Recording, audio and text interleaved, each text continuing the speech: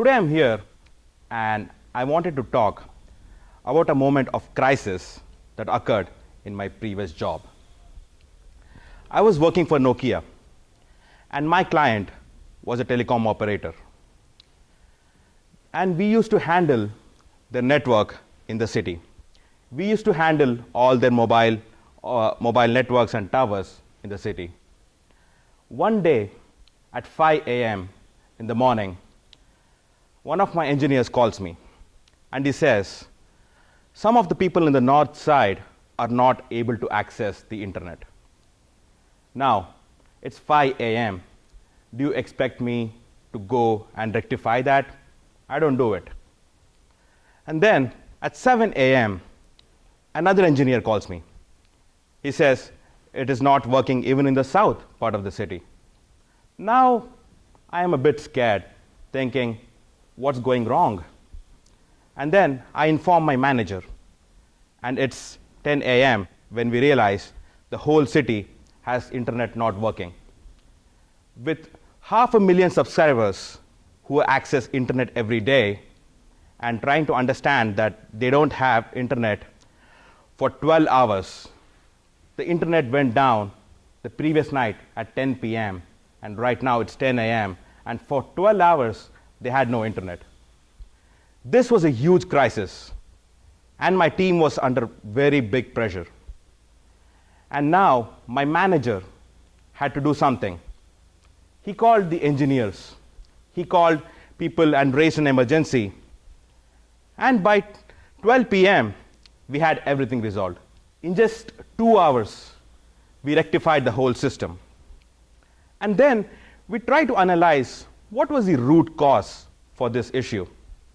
And it turned out that one of our engineers tried to change an IP in the network, and it was totally a wrong IP. One digit changed, and the whole network went down.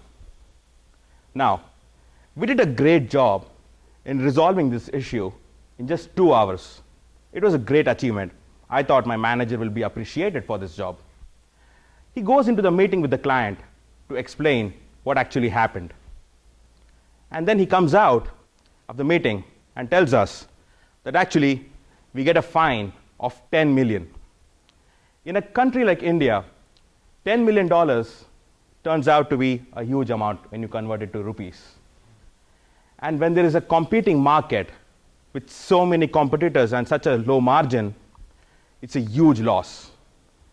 I was thinking, my manager, who is such a good worker, someone who communicates so well, someone who does his job so well, how could he go into this client meeting and get this fine on himself? How could someone break down at a crunch moment? That's when I realized that we had a crisis. We managed that crisis really, really well. But one thing that he did not manage well was crisis communication. There are two parts to crisis. One is the crisis management, and another equally important part is the crisis communication. And first time when Professor Portnoy gave me this book by Stephen Fink, all I could think of was, why is this so big? Should I take another topic? But when I went through the book, I then trusted what Professor Portnoy said. He said he wants me to do this topic because this is one of the most important things that you will ever face in your life. And he was right. I went through this book. I could not complete the whole book. But I went through the important points and I learned there are 6 key things during crisis. How do you communicate crisis? There are 6 key elements. Now let's have a look at it. The first thing is to understand the root cause of the crisis.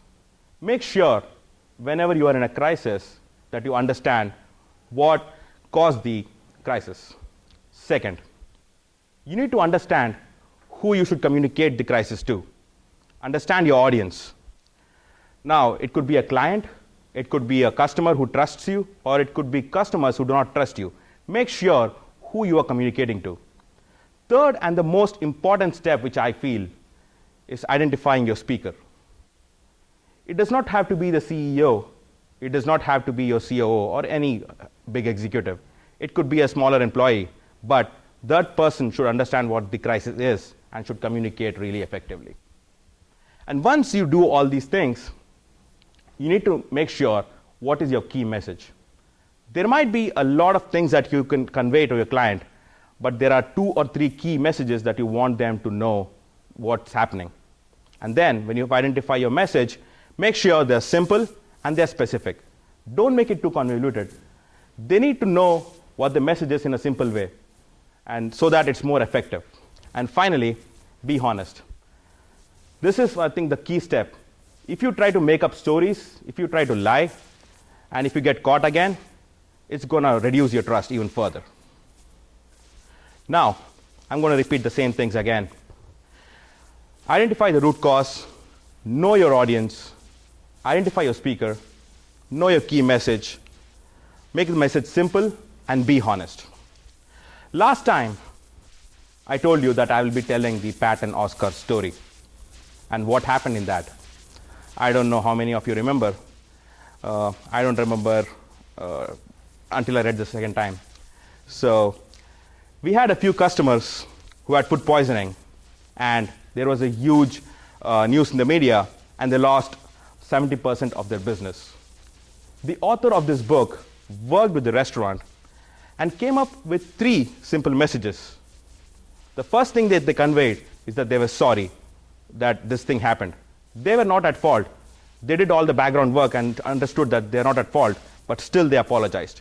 Second, they thanked everyone for supporting them even in this current situation. And finally, which I loved, is that they gave a free meal for the first whole week. This actually convinced the customers that they were not on fault, and they were really happy that they gave a free meal and made sure that everything is all right. After that, their business increased by 135%, which is a huge amount. I spoke so much about crisis. What do I want you guys to do? Maybe after this speech, once you start working, I would highly advise you to buy this book. Even if not, borrow it from the library, have a read through it. Each and every one of us is going to face a crisis at some point in our lives. If not, at least try to understand how to communicate in current situations. That is one of the most important qualities to have. And that reminds me of this proverb, which says, it takes a lifetime to build a reputation and just a few seconds to destroy one. And make sure you're prepared for the C word. In this case, C not just stands for crisis, it also stands for communication. Thank you.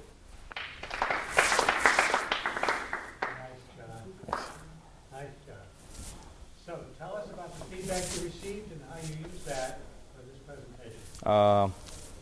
Most important, I did not want to speak fast, but I think I did at some points. I eventually did it. And I think the last time slides were too wordy, and some of them said it was hard to understand so many words. So I used some of the principles from the presentation Zen and try to incorporate that with few words and just one picture. So yeah. Good, thanks. And feedback for Kaushik. Yes. I like you restate your key points in the end, and also you say what build the reputation the whole life, but you can destroy that only 2 seconds. I really like that. It's kind of give us the biggest takeaway.